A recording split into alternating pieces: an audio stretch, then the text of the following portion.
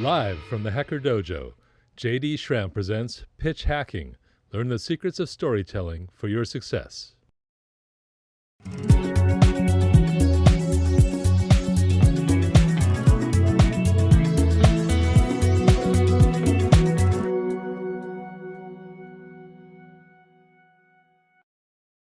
It's the moment that you guys all have been waiting for, the reason that you came here tonight.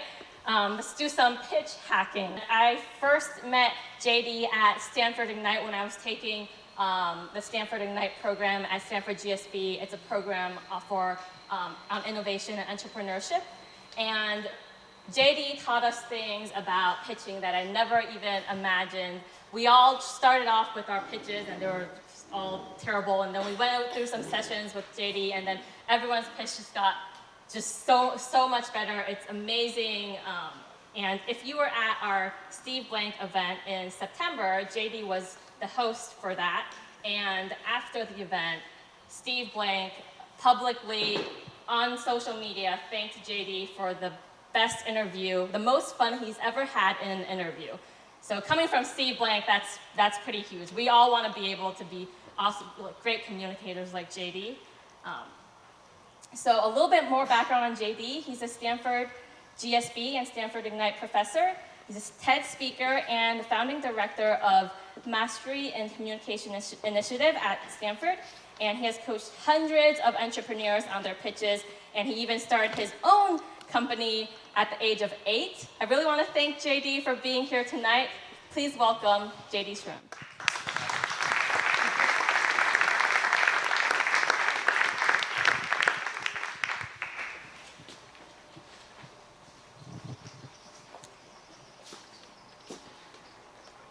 I was 13 years old when I had my first business card, but I was indeed 8 when I had my first business. I grew up in a small town in western Kansas, but I had been born in New Mexico. And in New Mexico, around Christmas time, they decorate with, anybody know? Luminarias. Luminarias are these remarkably beautiful paper bags with about 2 inches of sand and a votive candle in it. And they line the walks, and all of the houses are flat, and they line all of them. And it is a Christmas tradition in New Mexico that the luminarias guide the Christ child into your home to celebrate Christmas. It's amazing to see a house with 300 or 400, maybe thousands of luminarias decorating it. So when my family transplanted us from New Mexico to Kansas, to me, Christmas was about the luminarias. So my first business when I was 8 years old was Luminarias Unlimited. I went door to door in my neighborhood and in several neighborhoods in my hometown selling the idea of Christmas luminarias. My friend and I, Ken Gutschak, we would set them up on the walks. We would come on Christmas Eve and light all of them. We would come back later on Christmas Eve and put all of them out. And then we would do the same thing on Christmas night. And that was my first business. Now, a couple of thoughts about this first business. One, the roofs in New Mexico are flat. The roofs in Kansas are peaked. New Mexico is a dry culture, a dry climate. Kansas has snow. There were a lot of problems with Luminarias Unlimited. But in my 8-year-old mind, that's what Christmas was about. And that's how I launched my very first business. From that day forward, I have continued to either be an entrepreneur or source entrepreneurs in doing what they love to do successfully by communicating effectively. If I could sell luminarias to people in Kansas who had never seen New Mexico, there's a lot of things that I could sell through effective communication. And I began to see it wasn't just me being able to communicate and tell stories, but me being able to source that in other people. So the Ignite program that has been mentioned a couple of times tonight that I have the privilege of being able to teach in is just one of the many ways that I get to work with entrepreneurs on telling their pitch effectively. What I've decided to do tonight is to take content that I never deliver in Ignite and deliver it to you here that's based on other work that I do. And so if you are thinking of someday doing Ignite, you are not ruining it in any way by being here tonight. Also, you're not getting the full benefit of Ignite by only spending 90 minutes with me in this garage. It's not the same thing as going through the program that they've gone through. And for the alumni, Ignite alumni in the room, how many do I have? All of this is content I never taught you. So it's fresh material for all of you. So enough prefacing, let's get started. Learning the secrets of storytelling for your success. Let me begin with a couple of questions for you. Why do we love stories? What about stories draw us in? Why do we love them? Say that louder. It gives you imagery. When somebody tells a story, you can see things inside of it. What else? Yeah, you feel things, you remember things. You're more likely to remember a story because of that emotional connection and because of that imagery. What else draws us to stories? It's a vicarious adventure. Ooh, I love that language. It's a vicarious adventure. You get to go on the adventure with me as I tell the story. I get to go on the adventure with you as you tell your story. From a very young age, my godchildren, Archer is just barely 2 years old. Grace is almost 5. Whenever I'm with them, they're like, tell me a story. Even if they've heard it before, they want to hear it again.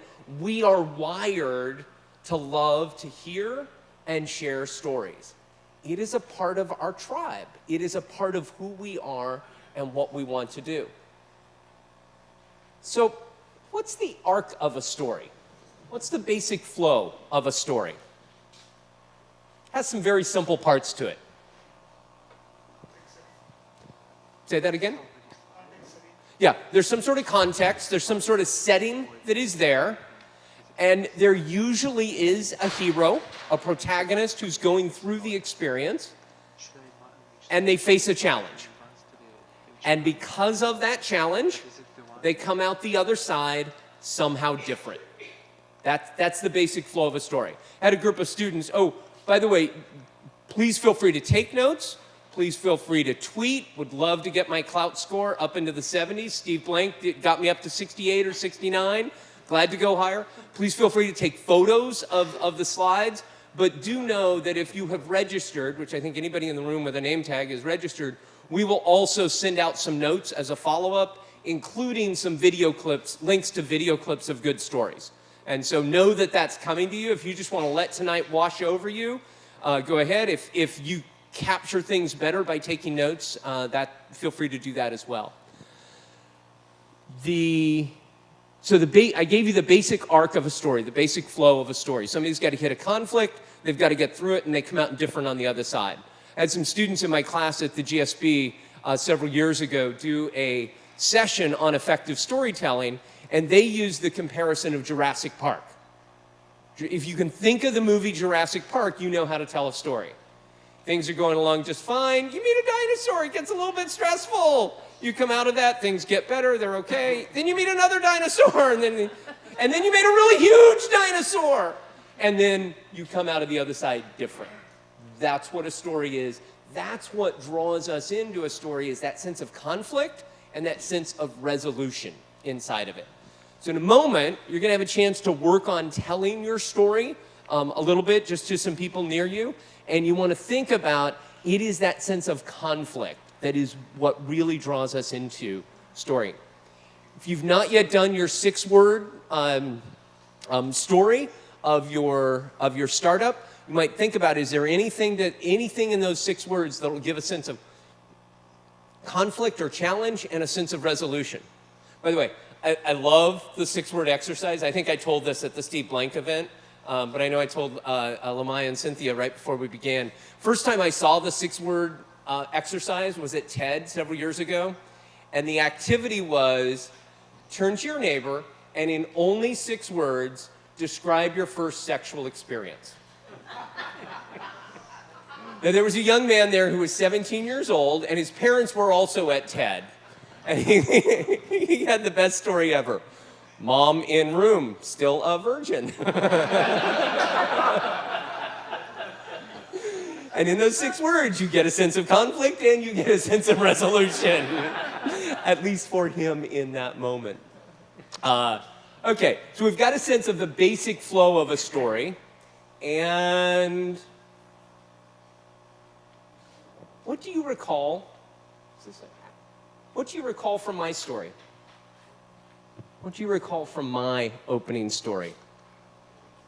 David? You were very excited about luminarias and identified with them and wanted to take that identity to your new home and have it carry on over there and share it with everybody new that you met. Excellent. You had a sense of the excitement, the energy, and trying to carry that to a new community. A little bit of the sense of challenge. I don't know if I could think of myself as an 8-year-old protagonist as a hero, but that was my challenge. What else do you recall? Yes? Yeah, you told a story about something very unusual for your age. Yes. The opening line was really good. And do you remember what I said? You had your first business card when you were 6. And then from there on you wrote your story, but that's when you got me. Very close. My first business card at 13, my first business at 8. And I didn't remember in the information that because it's not something I tell, I didn't remember that I'd actually shared that as background, or you went and found it somewhere on the internet. But I wasn't sure what story I would start with tonight. I teach this material regularly, and one of the stories that I often tell is about the presenter's worst nightmare. And it was a PowerPoint projection computer issue. That was just a little too close to home for me tonight, so I didn't want to tell that story. And I wanted to talk about something that would be appropriate for the audience, for the entrepreneurs that we're working with. One of the links that you will get from me afterwards is this workshop that I quoted a little bit from earlier that my students did on storytelling, where they give the Jurassic Park example, and they go through several different movies, looking at the storylines of movies and how as leaders we could tie those in to what we're doing. But before I get into how to tell a story effectively, I want to give you just a very basic framework for effective communication. This is the one piece that for my Ignite alumni in the room you have seen before, because almost any time I teach communication, whether I'm teaching how to do email, how to do a blog, how to write a business plan, although people don't write business plans much anymore, how to do a PowerPoint deck, you just want to consider anything you're going to communicate. What is my audience? What's my intent? What's my message? Under audience, you want to consider, what do I know about the audience? What can I find out about the audience? What research can I do before I go into a VC's office, before I work with an angel investor? Do as much research as possible so that I have a sense of who they are, I've done some analysis, and I have some sense of the culture of that firm and the culture that they come from. Now, culture can be capital C culture, in terms of things operate differently in South Korea than they do in South San Francisco, and so there's a big C culture between two places, or there's a very different culture at Sequoia than there is at SRI, and having a sense of the different culture that the audience had come from. Secondly, before I tell a story, before I do any sort of communication, I want to be clear on what my intent is. Now, for the sake of this conversation, I'm going to use the word intent, purpose, objective, goal. They're all synonymous for what we're talking about here. I use intent because it nicely spells the word aim, and that's easier for you to remember. But an intent simply means, as a result of this conversation, I want the chosen audience to think, do, or say what? As a result of this conversation, I want you to think, do, or say what? No. Now, what are some possible intents that you as entrepreneurs have? Yes? You want to? Okay, so to have an emotional connection. I want them to laugh. I want them to cry. Okay? As an entrepreneur, what are some actions you want your audience to take? Okay, one is invest, and that comes up often for entrepreneurs. I need the money. I got to pay the rent. I need investment. Okay, but I love what you said. I just want them to have interest. Now, how would you measure interest? Yeah, they ask questions. I could actually do a presentation that one of my intents is to get questions. or to know more, to get invited for a second meeting. Especially when you guys are at these different speed dating sorts of events where you do your pitch and you get in front of a VC for 5 minutes and then somebody else and then somebody else. All of those, it's not that I'm expecting anybody in that room to write me a check, but I want them to hand me a business card and say, come see me on Sand Hill Road. Let's have a further conversation about this. I love what you shared. Can I see the demo? That could be a completely valid intent. What's some other intents that you could have? For them to share, for them to get involved with you. Good. What else? Yes? Referrals. Absolutely. You want them to open their Rolodex. You want them to send contacts to you, or better yet, for them to reach out to their contacts and do the introduction of you. Occasionally, the intent could be, can I just have a meeting 6 months from now? Let me go off and build my prototype, and can I come back in 6 months and tell you where I'm at? Or would you tear apart my idea? Would you review the information that's there? I had a student in my office the other day who'd been turned down by a dozen different VCs, and he was a little distraught over like, am I ever going to get this business off the ground? I said, well, what did you ask them when they turned you down? He said, nothing. I left the office. Isn't that what you're supposed to do? I said, no, that's the perfect opportunity to close the laptop and say, I get it. This isn't the investment for you. Could you give me 5 minutes of feedback on how I did with my pitch so that I can be better the next time I talk to somebody else? Almost every VC I know, if you made that sort of authentic request, would give you direct and clear feedback. So think about everything that you can get out of a pitch besides just the investment. Yes, we need the investment, but that's going to happen in 1% of the pitches you do. You can do a lot of other pitches, have a call to action that's layered, that there's somewhere else you can go if you don't get the money. So once I know the audience that I'm speaking to and the intent that I have, then I can craft the message. I can decide what's the channel that I'm going to use. Am I going to meet face-to-face? Am I going to send an email in advance? Am I going to send the deck first? Am I going to send a leave behind? Is it a phone call? Is it a video conference? Is it an in-person meeting? Is it at Starbucks? Is it in their office? All of those sorts of choices can only be made once I'm clear on what my intent is and who my audience is going to be. And then I look at how I structure the pitch. Now, I hadn't crafted this way. Raj, will I get into any difficulty if I use the whiteboard that's here? I'm not breaking any rules or anything? Okay. By the way, Raj, there were some entrepreneurs out at the ping pong table that kept watching the flood of people coming in to the event that you and Cynthia were putting on.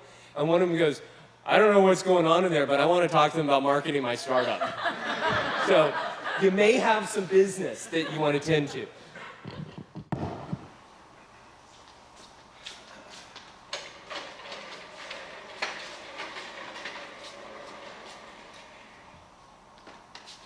This will be a little bit of duplication, but this is worth it for people as we talk about the structure of a pitch. How many people in the room are familiar with Chris Lipp and his research into pitching? 2, 3, 4. Everyone else, write this down. It's not in the slides. Chris Lipp, L-I-P-P. He wrote a book called The Startup Pitch. Catchy title, really, really memorable in that regard. And he did a 4-part formula for effective pitching. I want to give this to you before we talk about storytelling. And in homage to the San Francisco Giants, I'm going to illustrate it as a baseball diamond. That's not a baseball diamond. There we go. So the first place that you have to go is you have to clearly articulate what is the problem. If I do not, in the first few minutes of a conversation with somebody, explain the problem and have them feel the pain, loved what you said about that emotional connection that I want to be sure that they get the problem. Because that is the heart of the beginning of the conversation. Then, second base, if you will, is my solution. And my solution has got to be directly tied to the problem that I just laid out. Through the Ignite program, I was working with a group of entrepreneurs in Paris and through video conferencing.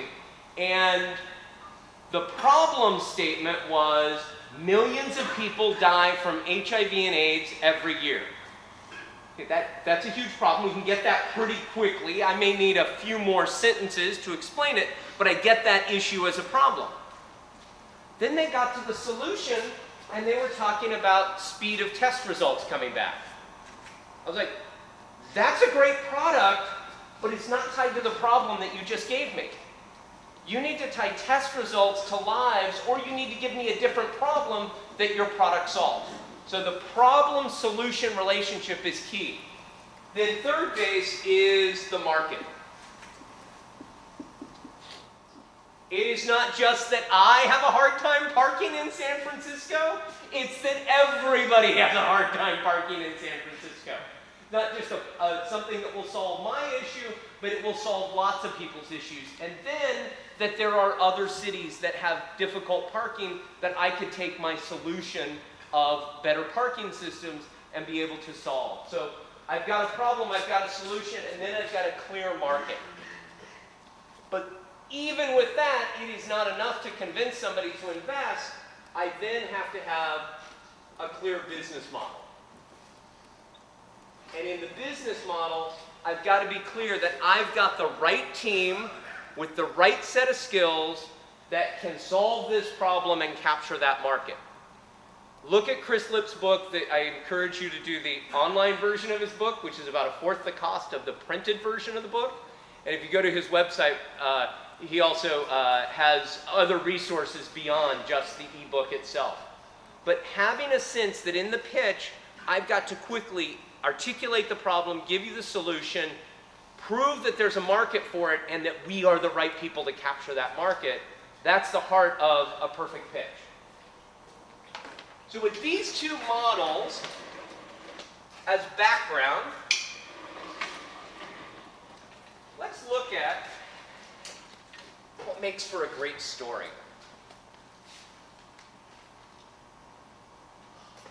I have developed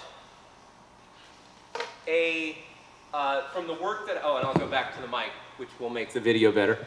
It's just hard to hold a mic, hold a pen, hold a conversation, hold a tune. In the work that I've done with executives and especially with entrepreneurs, I've come up with what I feel are the 7 habits of highly effective storytellers. Now, most of these are going to deal with oral communication of stories, because that's often how the pitch happens, but you could also transfer them to written communication of your story, doing something on the website, doing something in an email or in another forum. But we'll look at least 5 of these are specific to oral communication of stories. First step, parachute in, don't preamble. I wasn't testing your comprehension when I said what were my first words, but I was very conscious about where I would want to begin the story. I wanted to drop into the middle of the story in Western Kansas in 1973 when I launched my first business, rather than beginning with, "Hi, my name is JD. I'm here today to tell you a story about..." Parachute in, drop into the middle of the story and capture our attention. Second habit. I'm off by 1. Choose your first words and final words carefully. Be thoughtful about where you want to begin. Be very clear about where you want to end. If at all possible, you can tie your ending back to the beginning where you began. That gives it a real sense of cohesion and a real sense of polish in terms of that. Third, follow the Goldilocks theory of details. We all know the story of Goldilocks, worst house guest ever. Airbnb would so write that woman off. I mean, shows up, breaks furniture, eats food that she wasn't supposed to, and she wasn't even invited. But when we think of Goldilocks, we think of something being too hard, something being too soft, and something being just right. One chair was too big, one chair was too small, the one was just right. You want to consider the level of details that you put into your story to be just right. You don't want to give us too many details that we're bored to pieces. I've heard it said that you ask an entrepreneur what time it is and they tell you about the clock that they can build for you. No, just tell me the time. But you also don't want to be so sparing with the details that we can't follow you. This is particularly difficult for the engineers in the room because you're used to the technical specs. You want to walk through everything that you have come up with, and you give us way too much. So you got to give us enough details that we're there, but not so many that we get bored by them. When delivering a story, it's effective if you can practice one person, one thought. This is where, when I'm in a setting like this, or even just in a setting with 4 or 5 people, where I deliver one complete thought to one person, and I may share 4 to 7 seconds of connection, and then another complete thought to someone somewhere else, and I again connect for 4 to 7 seconds. It is really hard to connect with people who are further away from you, but if you make an effort to find different people and actually share a thought with each one, by the time you're done with a presentation, you will have done a reasonable job of connecting with everyone, rather than just lighthousing over the audience and never connecting with anyone, or the old public speaker's trick, oh, just look barely over their heads, and it looks like you're connecting with them, but you're not actually connecting with them at all. No, there's something different when I connect eyeball to eyeball for 4 to 7 seconds. Storytelling is a great place for eye contact. It also is probably a place that you can just have your slides completely out and your prototype closed, and you just have a conversation about the innovation that you've created. And eye contact as you're telling a story is crucial to us feeling that sense of connectedness. 5th,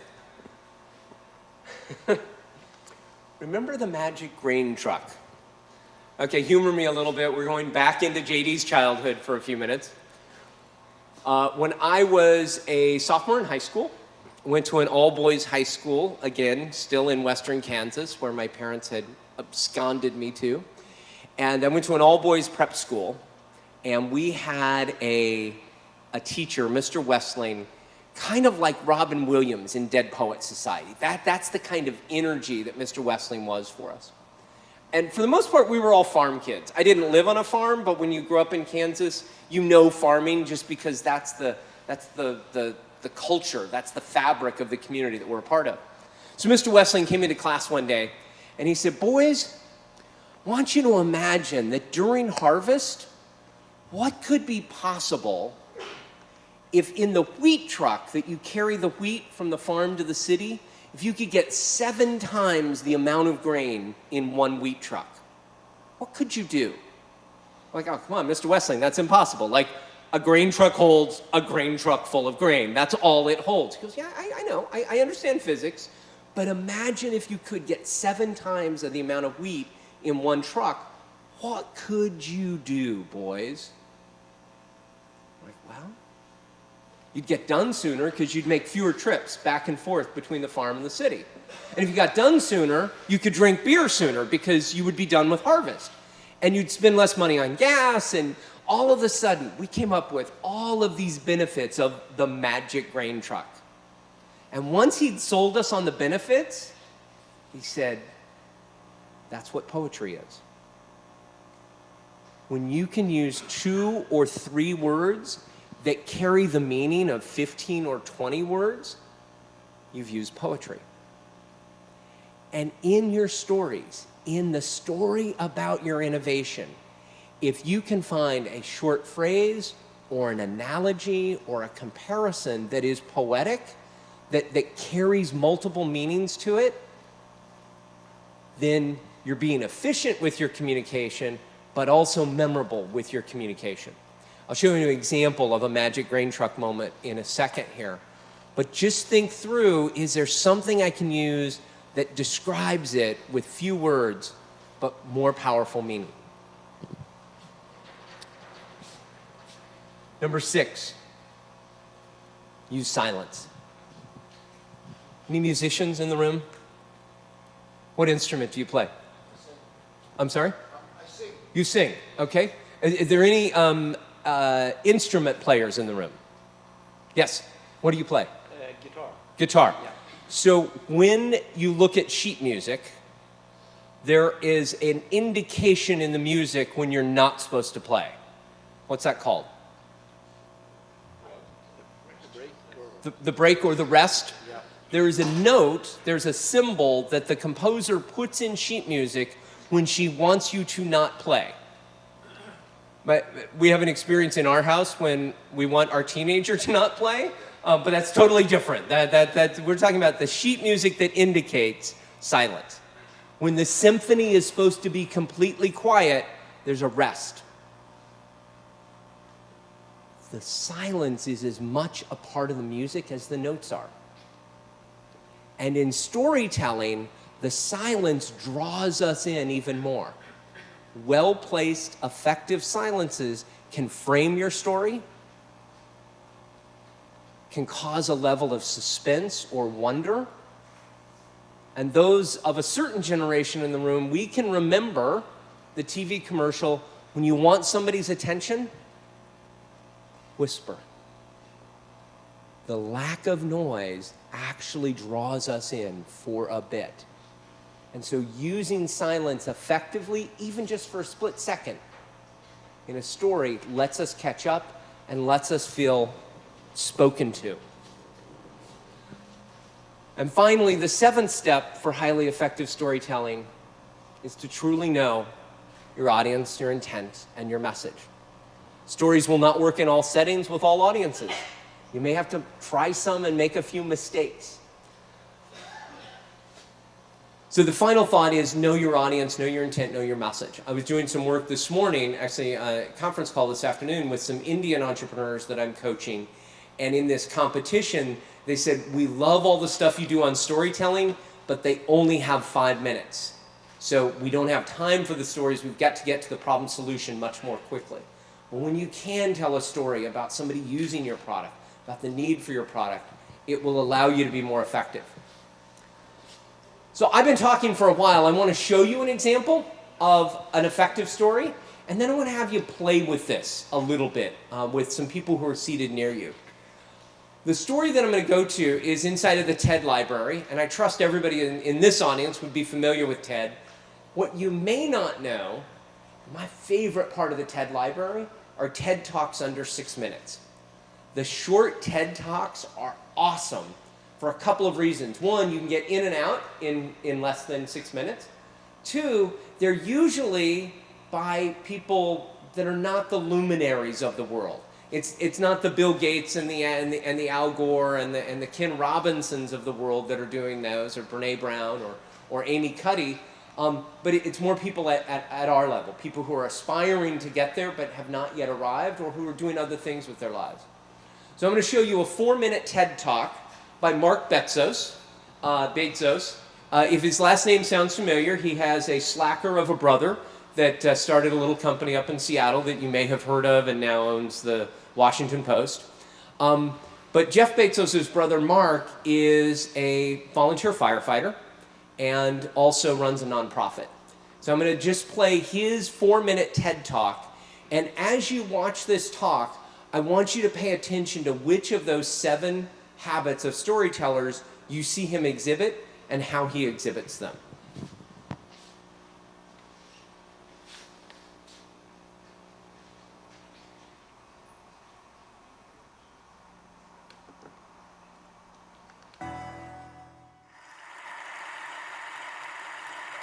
Back in New York, I am the somebody's life, but every day offers us an opportunity to affect one. So get in the game. Save the shoes. Thank you.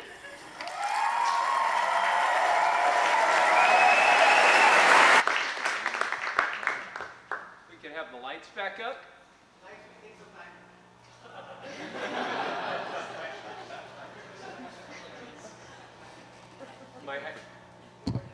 My high school gym had lights like that, 5 minutes after the power went out, that they would come back up. That's okay. We can do storytelling in the dark is kind of like ghost stories at the campfire, so I'm good with all of this. So as you listen to Mark Bezos's story, what aspects of the 7 Habits of Effective Storytellers did you see him do? Parachute in. Who said that? And how did he parachute in? Dropped right into the setting of the story. Yeah, dropped right into the setting of the story, both by what he said and by what he wore. I mean, talk about a killer prop.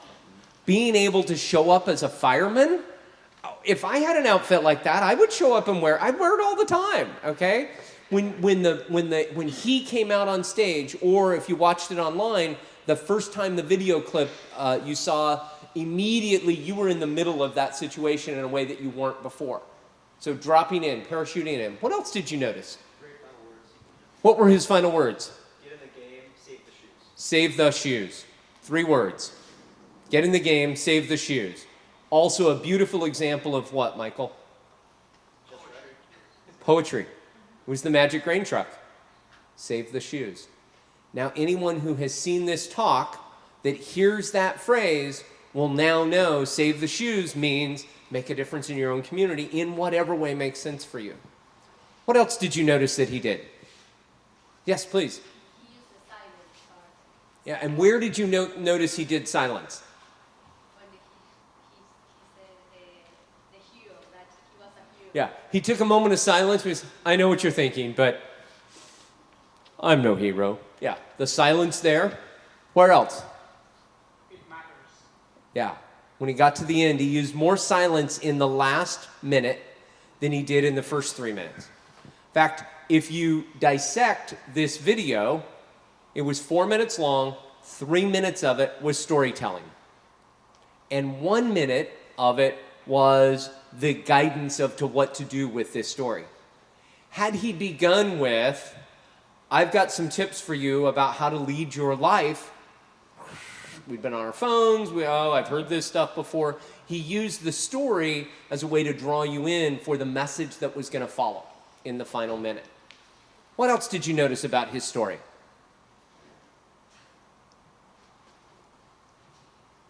Yes, please.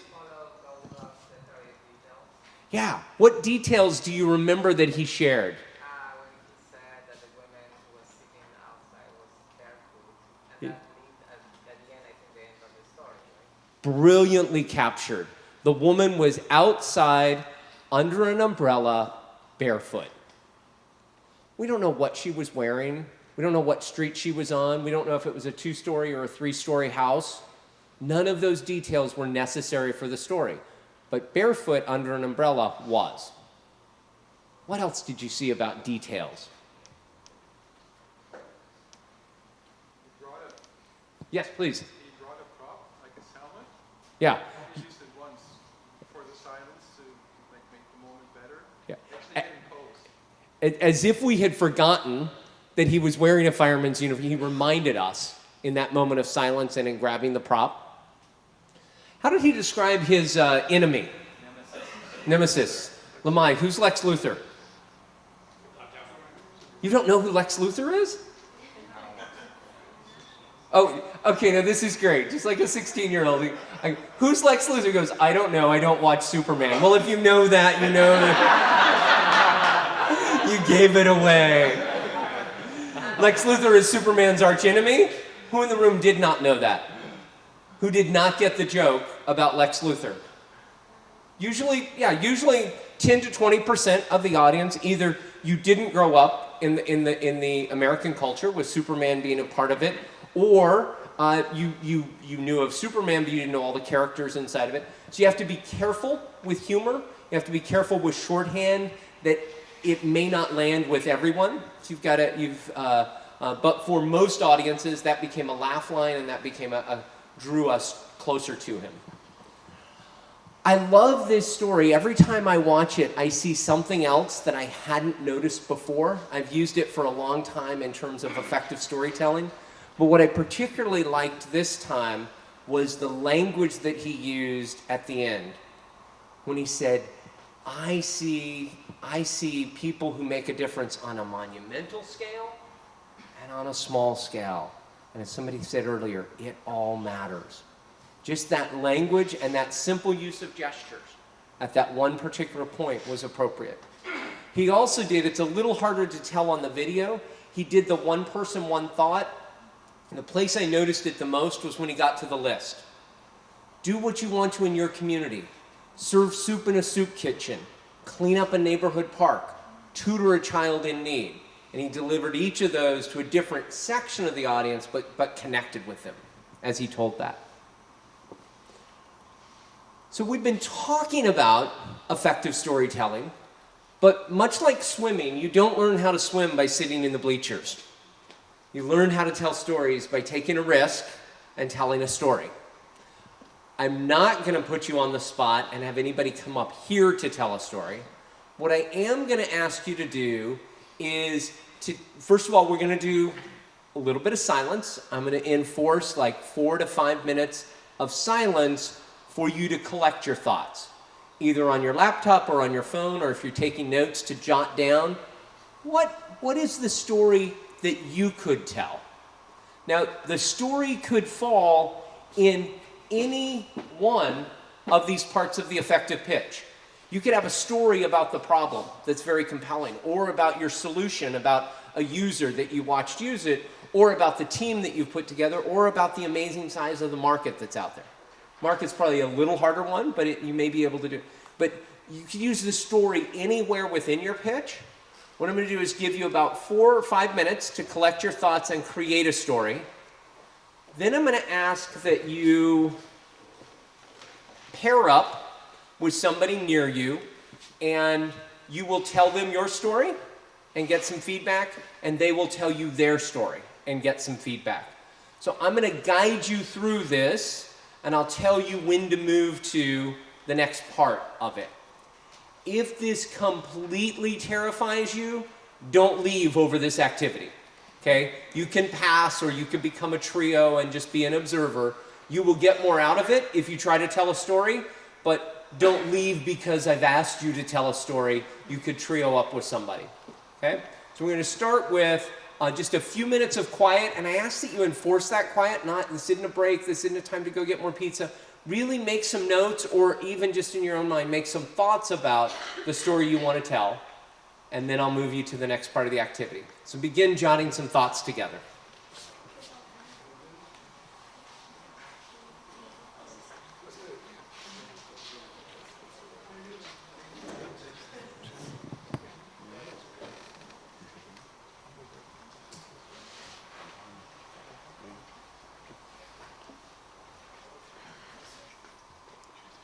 And I'm going to draw that to a close. I want to really acknowledge the participation in the silence. People were, even if you finished, you were respectful of the other people who needed that. I don't always have that experience in groups. Really, that was awesome the way you did that for one another. Some of you felt like that was interminable. You were ready to get moving to the next activity. Some of you wanted another 10 minutes of silence because you haven't had enough of that in your life today. We're going to draw that to a close. I'm going to ask you now to pair, and I suggest you pair with somebody that doesn't know your startup, or at least doesn't know it well. If you came in with a business partner, or you came in with other people that you've been working in the incubator here with, I encourage you to use this as a chance to find somebody new. But you're going to get into a pair. You're going to have a total of 10 minutes. 5 minutes for the first person to tell their story and get some feedback on how it went. Maybe tell it a second time. And then 5 minutes for the second person to tell their story and get some feedback. I will tell you when we are halfway through as an indicator of when you should shift to the other person. And then I'll draw us together at close after 10 minutes of this activity. Figure out among the pair who's person A that's going to go first. I always say the person with the shortest hair goes first. You decide, maybe hard to measure up here in row 2, who's got that. Decide who's going to go first, and you may begin.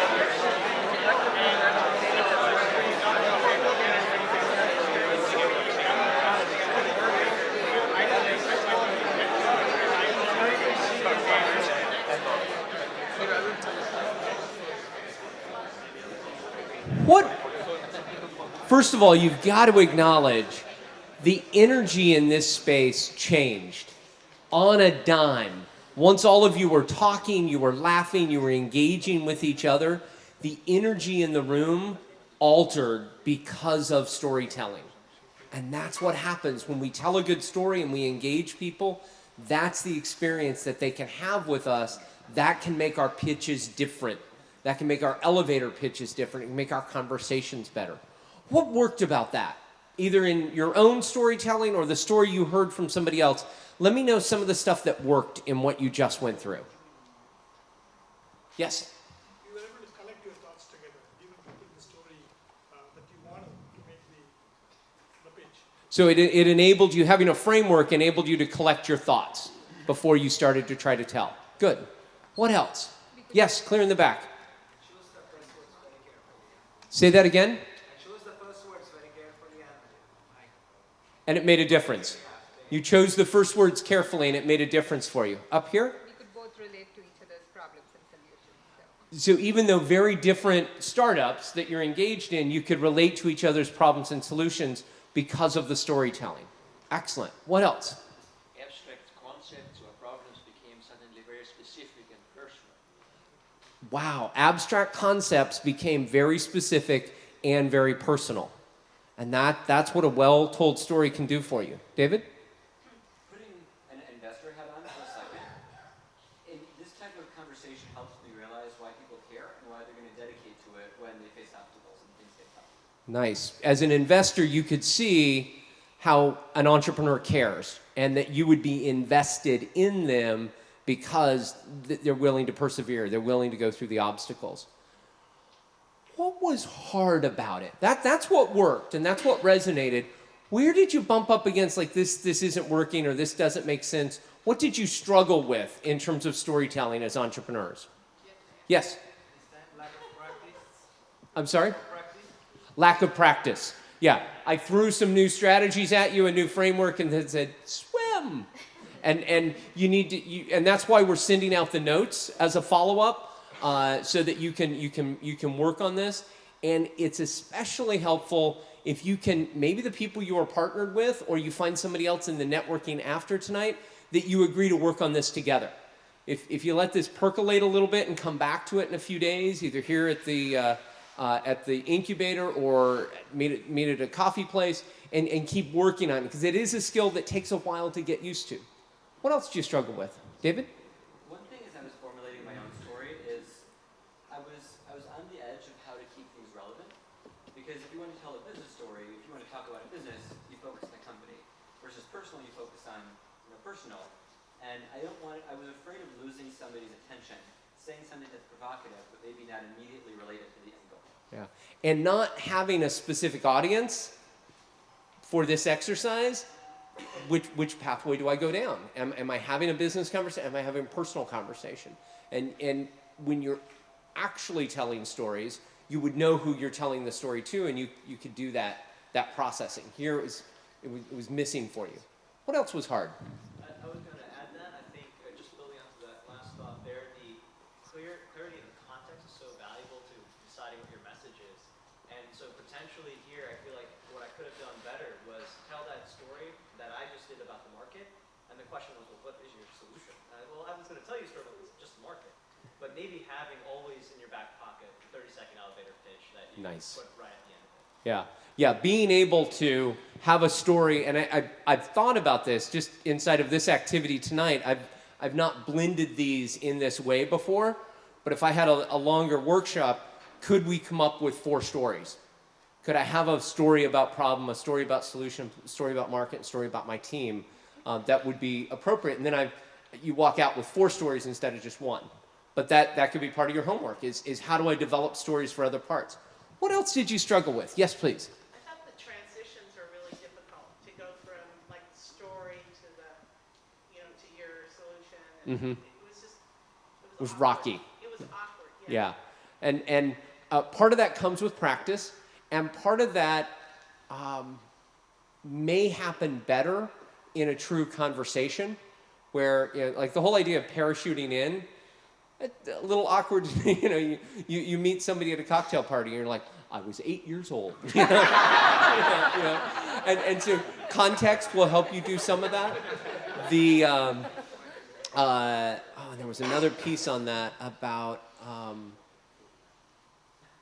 and inside of the transitions, another thing that can be helpful when you're in a conversation with a potential funder or a joint venture partner, you may at times need to ask permission to be able to say, yeah, I've got a thought on that. It's going to be easy. Let me give you a short story about somebody who used our product.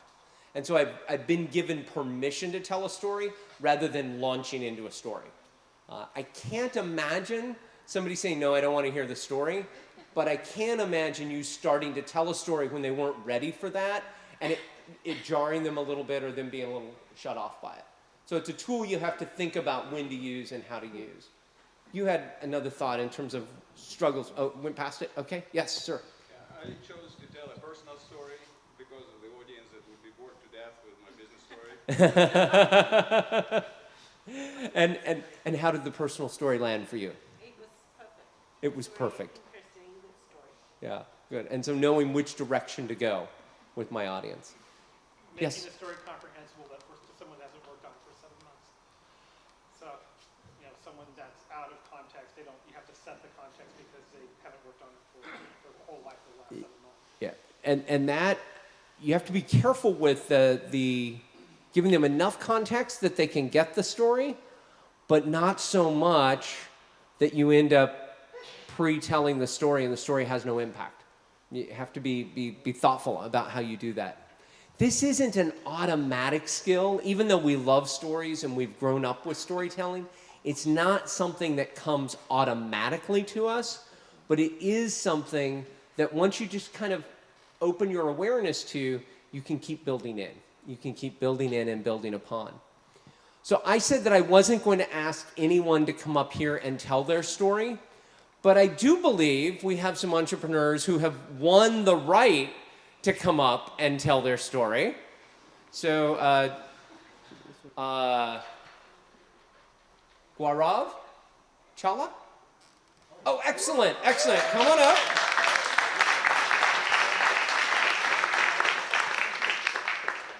So I'm going to share your 6-word summary, and then if you want to tell us a little bit about your company while you're up here, we'd love to hear a little bit of your company story. Sure, not the story in the same. You choose. You choose what you want to say. Okay. What's going to serve you as an entrepreneur the most? But his 6 words were brilliant. Chai tea brewer for billion chai lovers.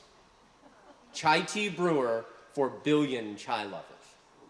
So tell us a little bit about Camellia Labs. Okay, I'll tell the story in the same vein. Okay, great. So I practiced with my neighbor. Yes. Okay.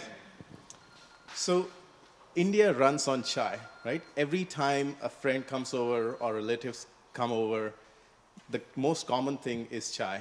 People make chai 5-10 times a day. For people who don't know what chai is, it's basically you have to brew loose leaf tea in boiling water and spices and milk and sugar. And everybody has their specific way of making chai. So when I moved to America, every time I went traveling to a hotel or went to Starbucks, I couldn't find the chai that I was used to when I was growing up. So I decided to do something about it, and I made a chai tea brewer. So Camellia Labs is in the business of making a chai tea brewer.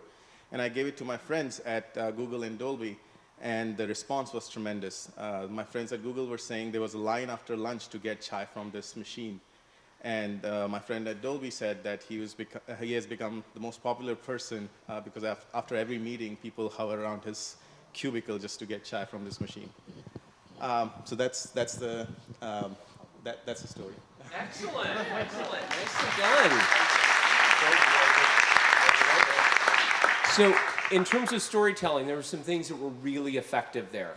The detail of the line around waiting for chai tea after lunch, like in that moment, we could see ourselves there. It was also lovely the way he brought in Dolby and Google. Not that Google and Dolby have endorsed his startup, But boy, you can't show up in a fireman's suit, but talk about leveraging the credibility that you do have in terms of those two entities. The piece of coaching I would urge as you keep playing with this is if you can parachute in a little sooner in that storytelling. I wanted to hear a little more about how hard it was for you as, and am I using the right word, as an immigrated Indian into the United. I wanted to hear a little bit more of that journey and that challenge, and you kind of got past that to get us to Dolby and Google, and let us live in that a little bit longer with you, okay? But in acknowledgement of this, we have some of Mrs. Moskovich's munchies.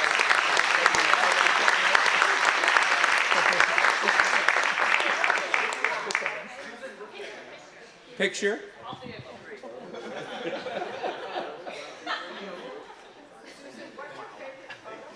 And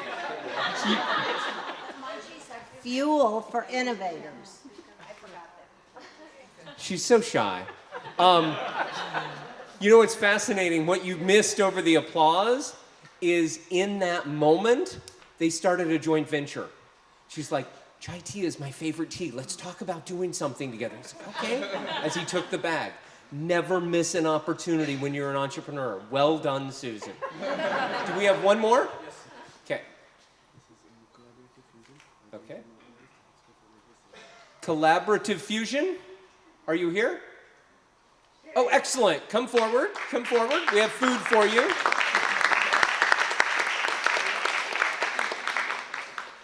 Collaborative Fusion, his 6 words were urgently mobilized, expert volunteers save lives. Urgently mobilized, expert volunteers save lives. I'm intrigued. Can you tell us more? I was thinking I could declare failure right now. I would not. It wasn't something that I worked on. I was actually thinking of a different problem, but unlike the baseball diamond, it didn't have a solution. This is something else. This is a startup that I was a part of some time ago. And what does the startup do? So the problem is that in the event of a large-scale emergency, like a natural disaster or a terrorist strike, you end up with a large need for people who are skilled in various areas, doctors, nurses, etc. You know, it's these people typically are not working at the time, and so this the product was something that took advantage of all of the latent skills within the community, cataloged their expertise, and that database was available in the event of an emergency. You could quickly mobilize all of these people, bring them to bear on the situation at hand so that you could save lives. Excellent. And is the startup still ongoing? It was acquired a few years ago. But successfully? Yes. And continuing to make a difference? Yeah. Awesome. It's technology that's now used in about 20 states in the US. Beautiful. Thank you very much. Can we acknowledge him with munchies? So, first of all, thank you for the privilege of being here. The chance to work with entrepreneurs lights me up, and the chance to work with this many all at once is truly a privilege, and I don't take that lightly. I want to acknowledge I was ably helped in the decisions about the 6-word competition by Lamai Bakum. Lamai is a 16-year-old who has just joined my family this month, and I'm delighted to have him with me. Awesome. Yes.